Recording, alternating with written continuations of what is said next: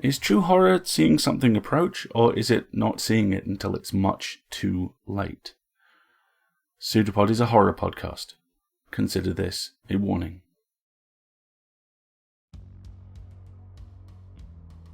Before we start, a special congratulations to an awesome and deadly PseudoPod tentacle, Deputy Editor Kat Day, on 6 years in the tower. It would take me far too long to describe all her virtues, so let's just say that she is an amazing person all around, and we are all fortunate to know her. PseudoPod, episode 978, Where the Brass Band Plays, by Katie MacIver, narrated by Eliza Chang, hosted by Scott Campbell, audio by Chelsea Davis. Hey everyone, hope you're doing okay. I'm Scott, assistant editor at PseudoPod, your host for this week, and I'm excited to tell you that for this week we have Where the Brass Band Plays by Katie MacIver. This story is a PseudoPod original. Katie MacIver is a Scottish writer. She studied at the University of Cambridge and now lives in the Scottish borders with her husband and baby daughter. Her short fiction has appeared in magazines including The Deadlands, The Dark, and Podcastle. You can find her on Blue Sky at MCKatie, Twitter at MCKatie, or on her website at katiemacIver.com. Your narrator this week is Eliza Chang. Eliza is a writer and occasional narrator of speculative fiction. It amuses her endlessly that people find her Scottish accent soothing.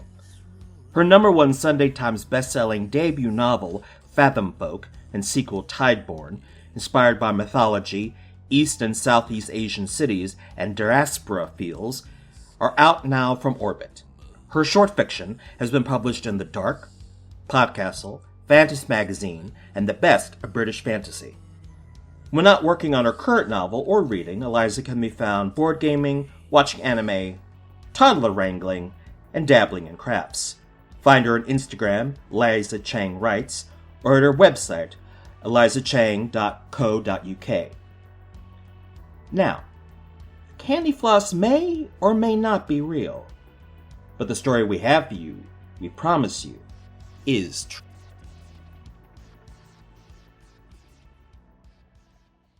Where the Brass Band Plays by Katie MacIver. Narrated by Eliza Chang. The day I found seaweed on my sister's shoes was the beginning of the end, for me as well as her. I grabbed her by the shoulders as she tried to scoot past me into the house. "Audrey, where have you been? Were you at the beach?" She looked behind her, at the green slimed tennis shoes she'd left by the front door, with brownish globules of air bladders squished between the laces. A frown creased her little face. "A bunch of us went," she said, in the high-pitched whine she always adopted when she was being defensive. "Just along the shore a bit. It's not a big deal." I crouched so our faces were level. "Audrey, you don't go near the beach. Not without me or Dad. Okay?" "Okay, Vera," she sing-songed. She was only 7, and I couldn't always tell if she was being sarcastic. She ducked around me and slipped into the kitchen. I heard her greeting Dad. I heard the comforting rumble of his big, deep voice asking how school had been, and I stared after her with an ache that was half panic and half dread clenching my guts. We left Dad at the kitchen table the next morning. That was where he spent most of his time since we lost Mum, and in some ways it was better than before, when he always used to be out at the factory, but in some ways it was worse. Even Audrey had given up asking when he was going back to work. I had cleaned the slime off Audrey's shoes, but you could still see the greeny black stains in the fabric, like the ghost of a wave left behind at the high tide line. We avoided the promenade. It meant taking a longer route, but I was fine with that. I sniffed at the oily air, with its perpetual refinery stink. This used to be a nice town, back when Mum and Dad were kids. People came here on holiday. Nowadays, the sea swamped the polluted shore, and the streets were dingy and salt-crumbled. Only the dreamers could find anything good to say about this place. A group of them stood outside the old sweet shop, smiling, sun-hatted dreamers. I took Audrey's hand and crossed the road to avoid them, but I could feel Audrey twisting around, trying to see what they were doing. It was Dad who'd started calling them dreamers. He said it in a sneering kind of way, and it made them sound stupid when he said it, like they were on par with the work-shy benefit scroungers he read about in his newspaper. But I wish he'd picked a different name. Dreamer sounded so happy, so poetic. Wouldn't you rather be stuck in a dream, after all, than stuck in a nightmare? "Vera, can we go in?" Audrey said. "What?" "The sweet shop," she whined. "They've got those big swirly lollipops." I whipped around. A couple of the dreamers glanced at me, their expressions friendly, vacant. In their hands were glooping, mould-furred lumps of grey that might once have been sugar. From the end of the street, a snatch of music blew towards us on the reeking air, and I growled. "Audrey," I said, bending down to stare into her face, "they don't have lollipops. They don't have any lollipops. Do you hear me?" Her face crumpled. Before she could start crying, I yanked on her hand and marched off towards the school, ignoring the gentle, sympathetic giggles from the dreamers behind us. I never liked school, even before Mum disappeared. Since then, it had only gotten worse. About half the kids in my class were dreamers now. Connie, who used to sit next to me, was one of the first to change. I think the teachers must have understood how hard that was for me, because they let me switch seats without comment. Some of the teachers were dreamers too. These days, I sat near the back and watched Connie gossiping with the other dreamer girls, swapping hair ribbons, or planning trips to the ice cream parlour, or whatever it was they did. I didn't have any friends at school anymore, because what was the point? At lunchtime, the little kids hopscotched along the side of the rusty fence, holding sticks in their hands and pretending to eat candy floss off the snapped ends. I followed Audrey after school. She and her friends walked home in a group, which was normally fine because a few of them lived on our street. But after yesterday, I didn't trust her. I trailed behind them towards the promenade. Her friends squealed at the sight of the oil-marbled water lapping the sides of the old arcade. They ran down into the shallows. Up to their shins in tepid, grey-brown sludge, they laughed and scooped up foam as though trying to build sandcastles. When she came out, Audrey's hands were green with algae, and ropes of bladderwrack had wrapped themselves around her ankles like chains. I didn't know whether to storm down there and make a scene. Would yelling at her in front of her friends make her see sense, or would it only make things worse? I'd yelled at Connie enough times, shaken her, grabbed her by the arms, pleaded until hot, acid tears burned my throat. "Just stop it, Con. It's not real. Can't you see? None of it's real." Instead, I stood by the old chip shop, watching Audrey and her friends splash away down the promenade towards home. A whispered snatch of music made my blood freeze. An old-timey voice, wavering, warbling and faint. "Oh, I do like to be beside the seaside." "Go away," I whispered out loud. The seagulls screamed over what used to be the beach. "Not Audrey," I said. I clenched my fists and stared furiously out at the water. "Not Audrey, okay? Leave her alone. Someone snorted behind me. I gave a small, stupid squeal of surprise. When I turned, it was only one of the starving, flea-specked donkeys that used to carry laughing children up and down the dunes. The donkeys were abandoned to roam wild when their stables flooded. Most of them had drifted off to live in the moors, but a few were still trailing around town, living off scraps and leaving worm-infested droppings all over the pavement. I was about to walk away when I heard the snort again. It wasn't the donkey, it was a human-sounding snort, like someone trying to stifle their laughter. In the alleyway, a knee-high shape was moving. 2 of them. Their shadows jerked and twisted in the flicker of the streetlight. "Poor little girl," said a distorted voice, the voice of an actor holding his nose while he spoke. "Poor little girl doesn't know what's real and what's not." The puppet hobbled out of the alley. His face was unnaturally red.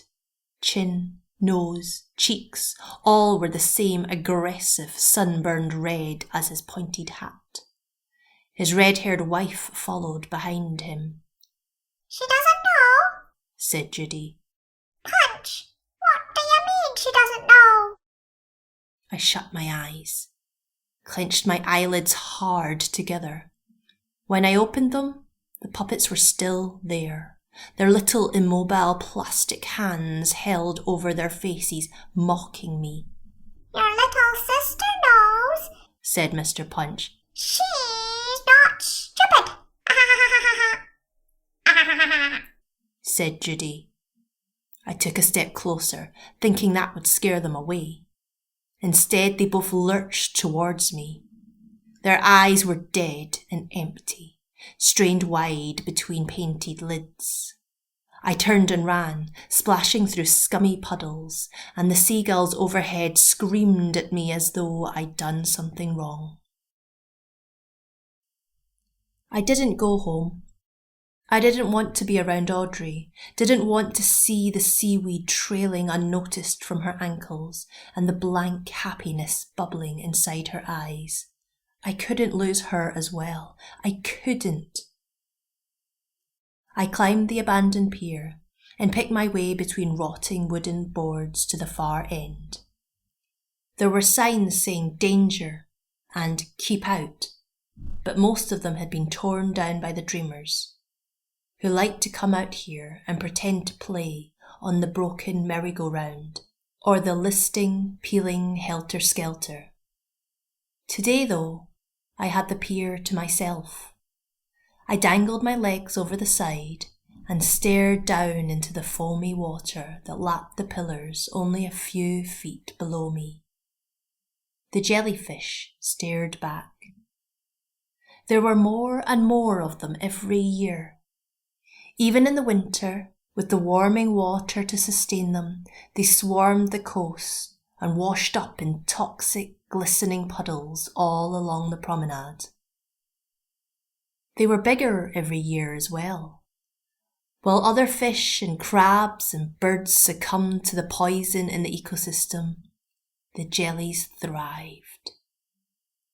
From up here, they looked like giant blind eyeballs, unblinking and bobbing in their translucent bells. The jellyfish were the real reason I wouldn't go near the beach anymore. Nobody knew for sure what had happened to Mum, but if she did go into the sea, there was a good chance the jellies had got her. You'd have to be insane to swim in that water. With jellies that big, just a few stings could be enough to send you into shock. What I hated most about them, though, was that they never attacked the dreamers.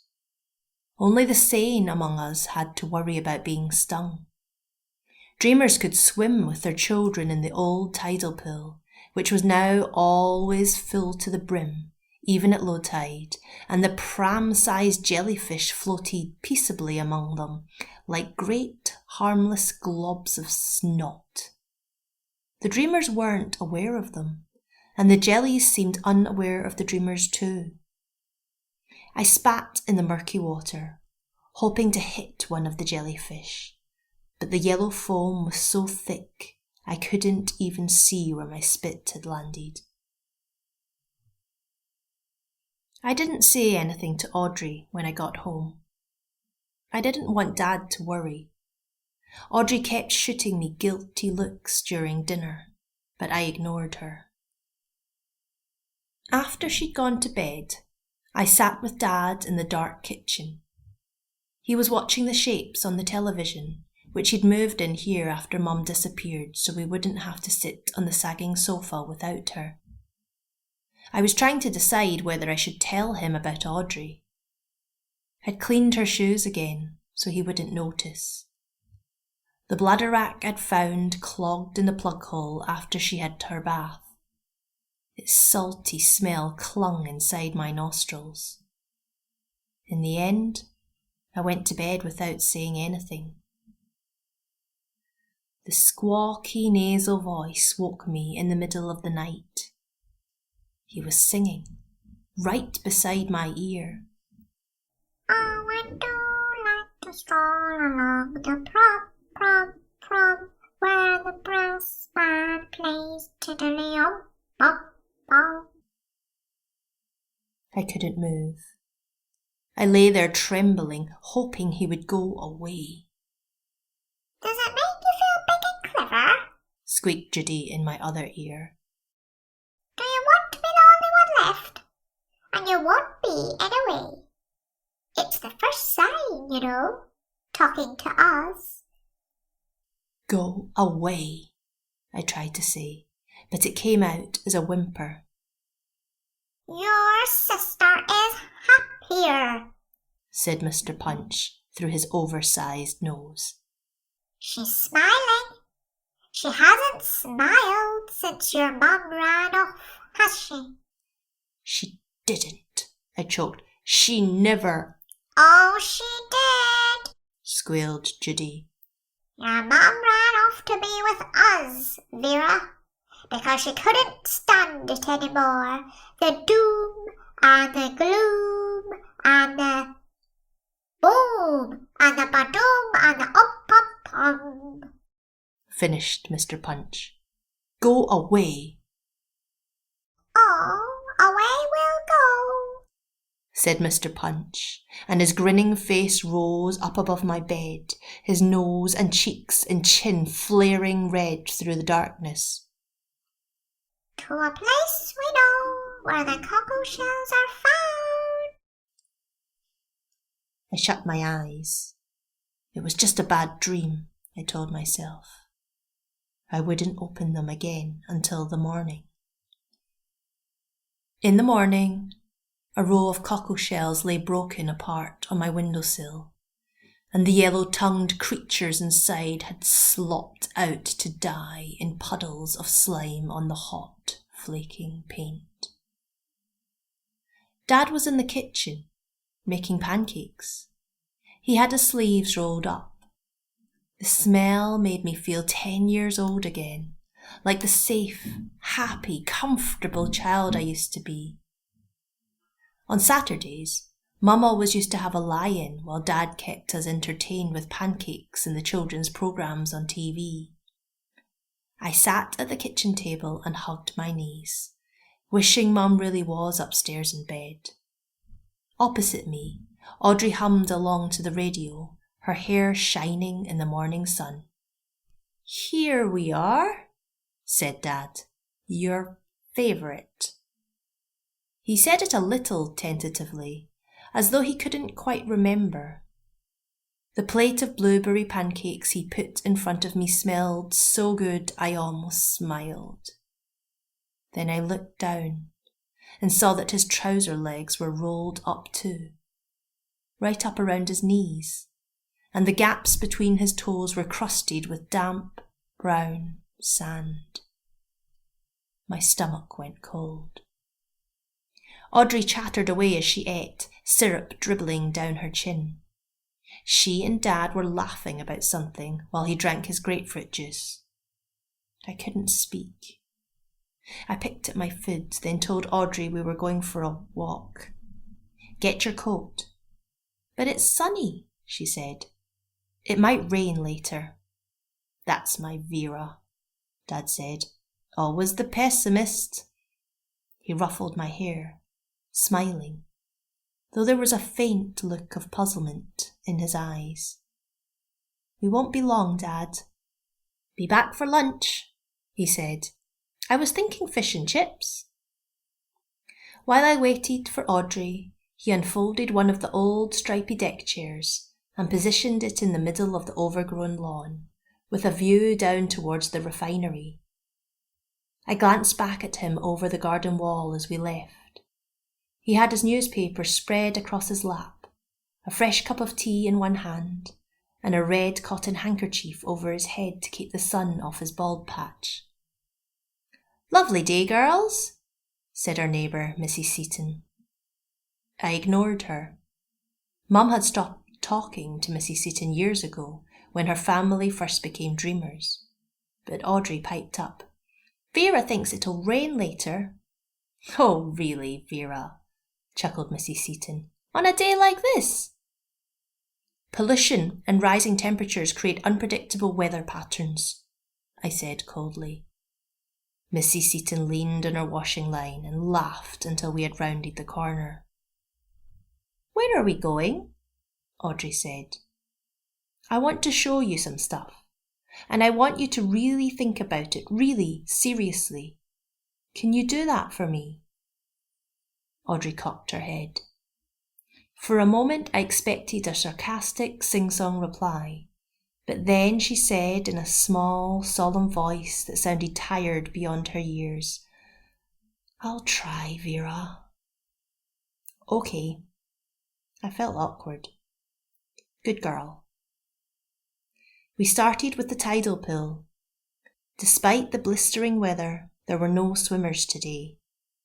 I crouched on the crumbling wall and pointed. Can you see those jellyfish? Audrey shuddered. Big, horrible ones.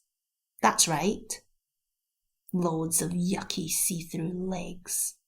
Tentacles, yes. Can you see them floating around? Audrey peered into the water, concentrating. She said slowly, I can kind of see them, but they're like ghosts, like big, pale ghosts under the water. My chest felt tight. Below us, a particularly big and mean-looking jelly drifted as though watching us, its lucent gelatinous bell held steady in the lapping waves. I took Audrey along the promenade. Every few paces I had to pull her arm to keep her from walking straight into the oily puddles flooding the pavement. At the far end she sniffed the air, and her eyes lit up. Fish and chips! No, Audrey, look! I pointed at the old chip shop's boarded-up door, at the sheets of newspaper pasted over its windows. It's shut, see? It's been shut for years. But Dad said we could get fish and chips for lunch. I know. My throat closed up. I took her along the old pier. We stood by the railing, the thick, salty wind billowing out our clothes. Audrey screwed up her eyes. Can't you ever see any of the nice things though, Vera? Like what? The sliders. Ice cream sliders. We got some after school the other day. The ice cream goes in between the wafers and it kind of slides around while you're eating it. And if you don't eat it fast enough, I know what sliders are. My voice was iron hard and heavy. Nobody sells them here anymore. Yes, they do, Audrey blinked innocently. We got them from the stall by the arcade. There is no stall by the arcade. Yes, the one with the... Audrey, look, look! I gripped her shoulders and pointed her gaze towards the abandoned arcade, its corrugated walls vomiting paint flakes into the sea. There's nothing there. I couldn't see her face from behind, but I felt her beginning to cry. Her shoulders twitched, then lurched, then twisted out of my hands. She ran back across the swollen, wobbling boards. Audrey! I chased after her. She was fast for a little kid, and her neon yellow raincoat was disappearing down the steps to the promenade before I had even rounded helter-skelter. I cursed and sped up, my feet skidding on long arms of kelp which had thrown themselves across the pier. Halfway down the steps, Punch and Judy were waiting for me. They spread their arms and danced from side to side, blocking my way. Their mouths open wide, teeth bared, ready to sing. I snarled at them. All I do. Leave me alone! I lunged at Punch. His hat came off. Underneath, his head was shiny and bald and red, like he'd fallen asleep in the full sun. I grabbed a fistful of his red jacket. The material felt wet and squishy, warm as though alive and somehow slimy. I lifted him off the ground, and his painted eyes stared at me, through me, dead and unseeing and inanimate. At my feet, Judy had fallen still.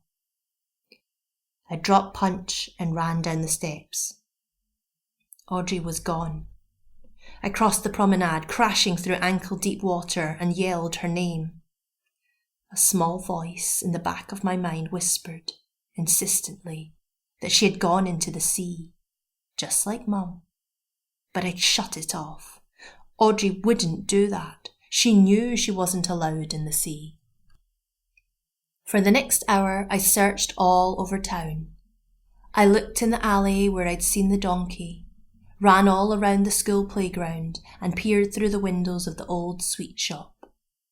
Whenever I spotted any dreamers, I raced up to them and asked if they'd seen my little sister in her yellow raincoat, but they just smiled and laughed, as though I was playing a game.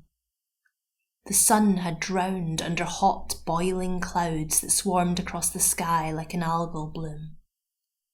As I ran up the low hill towards the bandstand, it started to rain. The bandstand was where we used to go with Mum. On Saturday afternoons, she would take us for a walk along the beach, buy us ice lollies, and then head up to the bandstand, where a local brass band played every week during the summer. They played all her favourites. Oh, I Do Like to Be Beside the Seaside, Strawberry Fair, the Radetzky March, and others I didn't know the names of. I hadn't been back up there since she disappeared. In the rain, the bandstand looked almost normal, deserted, quiet, decaying, just as it was all winter before the men came round with a fresh paint ahead of the Easter fair. But this year, nobody was coming with paint. The dreamers didn't bother with things like that, because they couldn't see the damage and decay. To them, the bandstand would always be perfect, always pristine and new and clean, no matter how badly it crumbled apart in reality. One of the boards beside the step had fallen off. Beyond, in the dim, stale space beneath the bandstand, I could see a yellow raincoat. I crawled through the hole. Sitting next to her among the dried-out rabbit droppings, with the rain pattering above us, I put my arms around my sister and hugged her tight. Her face was puffy with tears. "I'm sorry, Vera," she mumbled. "No, I'm sorry," I said. "Really, I didn't mean to scare you. I I can't see those things, or I don't want to. They're sad. Why would I want to make myself sad all the time? I cuddled her, trying to think, looking for a way to explain. But don't you want to live in the real world, Audrey? She said, what if they're both real? I thought about this. What if they were both real? A world where the future was collapsing, the water polluted, and the jellyfish had stung our mother to death. Or a world where the past was ever golden, the sun always shone, and the little children could play forever in the warm, safe sea. What if I was the one who'd got it wrong? And even if I wasn't, I thought, I should have learned by now that you can't control how other people see the world.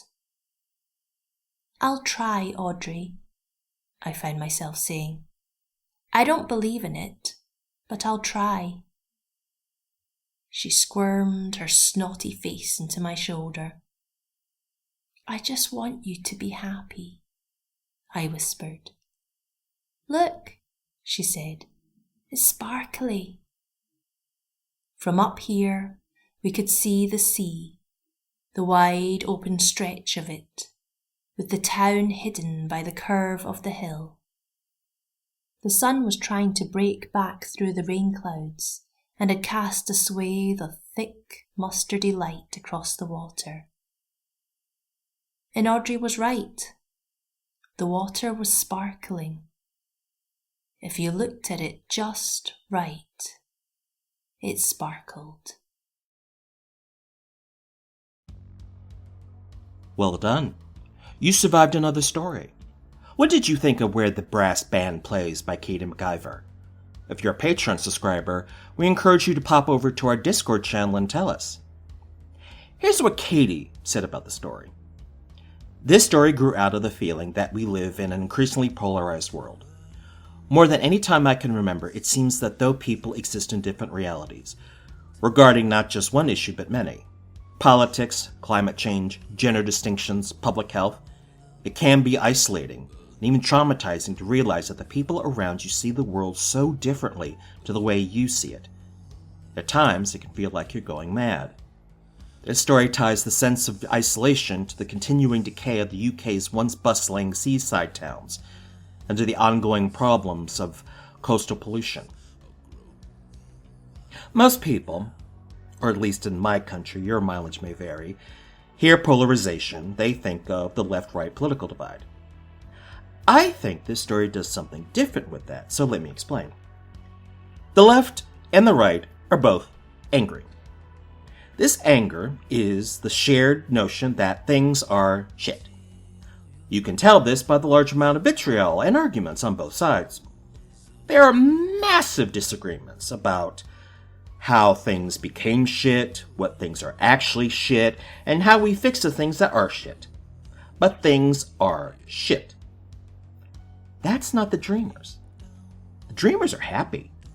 The dreamers don't care about your issues or the discourse. The dreamers ignore you.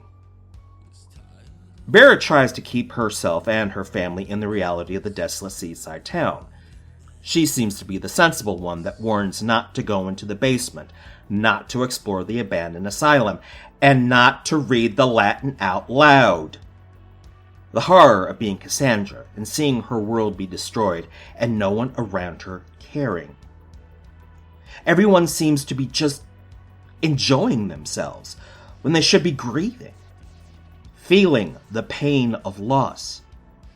Vera feels that grief, knows that grief, and everyone, even her whole family, is abandoning her to be alone in her sorrow. Is Vera's perspective reality? Or is it a delusion of a darker hue? Kids still go to school. People still hang up their laundry. People actually get together. Are things as bad as Vera thinks they are? Are the jellyfish even real?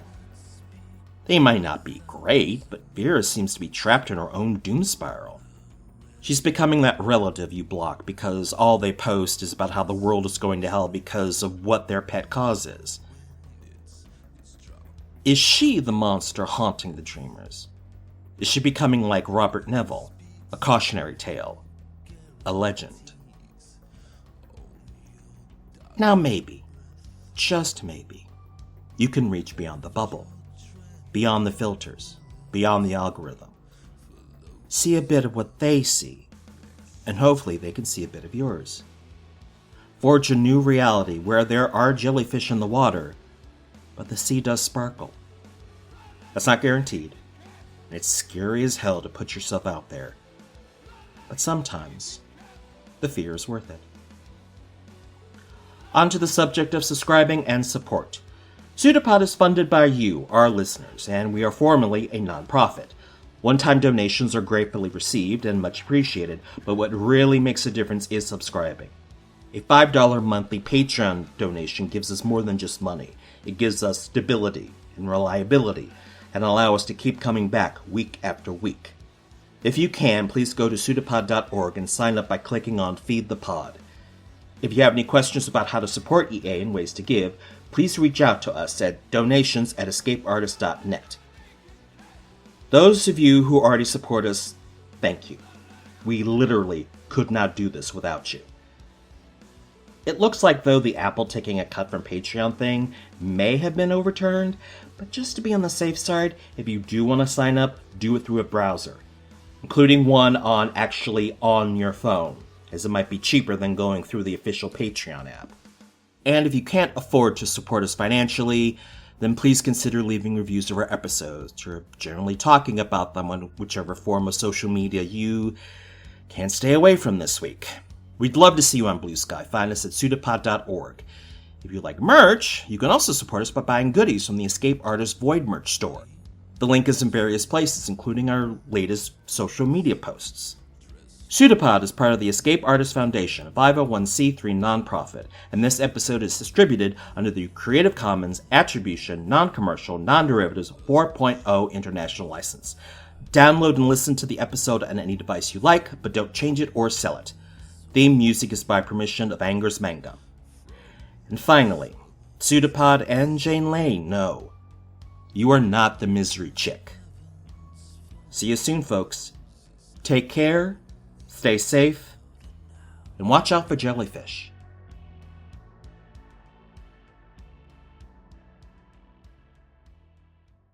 An arm appeared from nowhere on the shape, seemingly projected like the pseudopod of a protozoan. It's a pseudopod. It's a big foot. It's all about podcasts these days.